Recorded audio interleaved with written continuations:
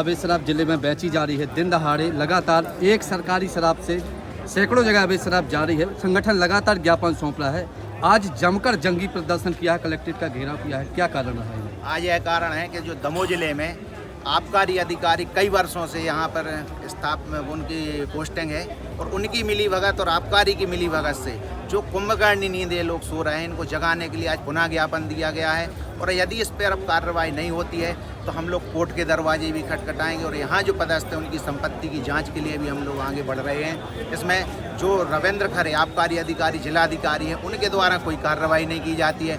इनके जो इंस्पेक्टर हैं मधुसूदन दीवान जी, ये दुकानों को सील करते हैं और फिर 1100 पेटी गोल हो जाती है। जब हम लोग पूछते हैं सील कैसे टूटी तो ये कह देते हैं सील को गाय खा गई। एक जगह बोल देते हैं किसी शराबी ने कमरे के अंदर घुस के जो सील है उसमें माचिस की गाड़ी घुसेड़ दी है। सील को गाय कैसी? सील को गाय खा गई, वही तो इनकी कुंभकर्णी नींद है। कैसे सील को गाय खा जाती है? इसके हम लोगों ने ऑडियो वीडियो भी दिए थे, कलेक्टर महोदय को ऑडियो वीडियो भी दिए थे, जिसमें यह साफ कह रहे हैं कि भाई किसी सील को गाय खा गई।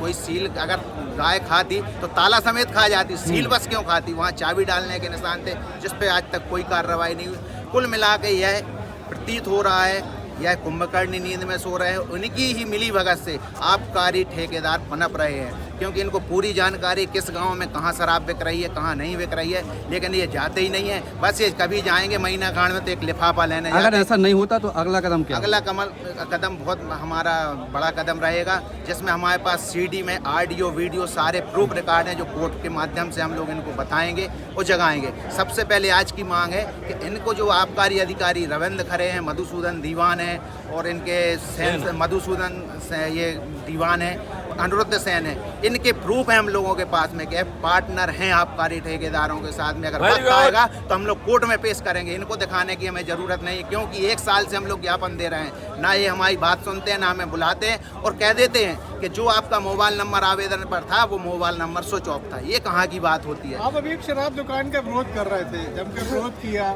नियमों की दुहाई दी, लेकिन फिर जो कोई तो खुल गई। इसको क्या? यही तो है यहाँ की कुंभकर्णी नींद में जो आबकारी विभाग सो रहा है, जबकि आबकारी विभाग का एक नियम होता है जो हमने सूचना के अधिकार के तहत निकलवाया है। उसमें रहता है कि जहाँ शराब दुकान संचालित है उसका नजरिए नक्शा होना चाहिए, जिस जमीन पर शराब दुकान संचालित है उसका ड्राइवर्सन होना चाहिए, लेकिन ऐसा कुछ नहीं है। इनकी मिली भगत से माननीय कलेक्टर महोदय जी को गुमराह कर दिया जाता है। कलेक्टर महोदय कह देते हैं कि ठीक है आपको 15 दिन का समय दिया जाता है। ये इन्हीं की मिली भगत से आबकारी विभाग जब तक यहाँ से नहीं हटाया जाएगा, जब तक दमोह सुरक्षित नहीं होगा। हमारी मुख्य मांग है रविंद्र खरे आबकारी हटाओ और दमोह बचाओ।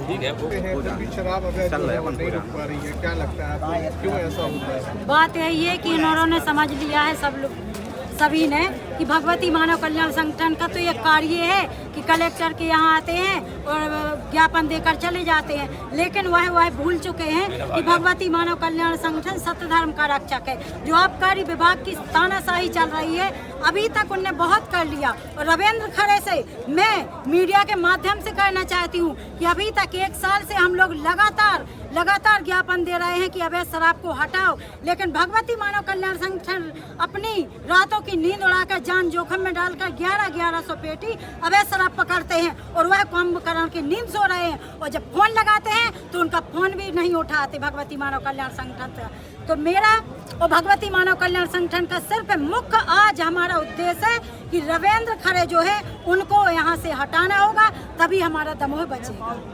नहीं हटाते हैं रविंद्र खरे को तो आगे क्या कार्रवाई होगी? देखिए, अगर रविंद्र खरे को नहीं हटाया जाता है तो भगवती मानव कल्याण संगठन, जैसे हमारे भैया ने बताया कि पूरा रिकॉर्ड हम सबके पास है, वह रिकॉर्ड हम सब कोर्ट तक ले जाएंगे और उनको पूरी तरह हटा के प्रयास ही करेंगे जब तक वह हट नहीं जाएंगे।